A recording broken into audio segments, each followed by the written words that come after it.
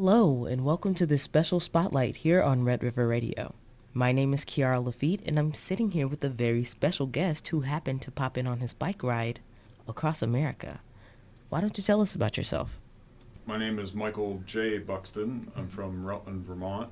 I'm doing all 48 states on a fat tire bicycle. A fat bike is a multi-purpose bike. I can go anywhere with it.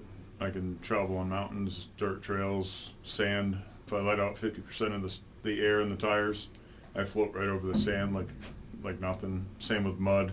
It's basically a four-wheel drive bicycle. What is the journey that you're going on, and what's the process of taking it? Just a personal accomplishment. I want to do all 48 states, and I didn't want to spend gas to do it because of the way gas prices are and, just within everything that's going on in this country. So getting on a fat bike, I planned it out 5 years ago. I just never really got around to it. Just kept postponing it off. Last year, I went from West Palm Beach down to Key West, turned around and went through Everglades, Cape Coral, Tampa, Orlando, Beaver Creek, Gainesville, Jacksonville to Brunswick, Georgia, Savannah, Augusta, diagonal shot through South Carolina into North Carolina to Asheville. And because winter came and I wasn't set up for cold, I took a bus back home, had my bike shipped home. I waited about 6-7 months, and every day I just wanted to be back on the bike. I really didn't want to do much else besides just getting on the bike. I started February 18th and started from Fayetteville to South Carolina, Georgia, Florida Panhandle this time because last year I did all of Florida. I went into Alabama, Mississippi, Arkansas, Louisiana. Now I'm headed for Paris, Texas because I want to see the Eiffel Tower with a cowboy hat on it. 48 states is a lot. I'm assuming you're not going to Hawaii and Alaska as well. I don't know for Alaska yet, or Hawaii for that matter, because of the fact that when I was in Gainesville, Florida, I had met an old man in a wheelchair.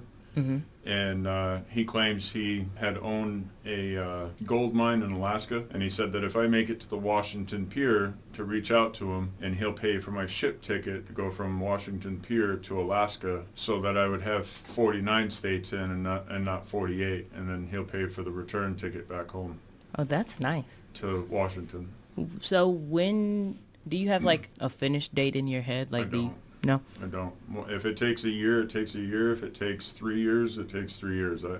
I'm doing a lot of lollygagging. I'm meeting a lot of people, a ton of people. And every person that I meet, they're so welcoming of their home, their private space, and it's kind of weird how it feels because I've never really experienced where a random stranger would take you in like your family, feed you dinner, talk about their personal lives, watch a movie with them. That's what I was going to ask next. Like, do you just stay at hotels or do you just find people? I do stay at hotels, but only when I need a real good shower or just to relax.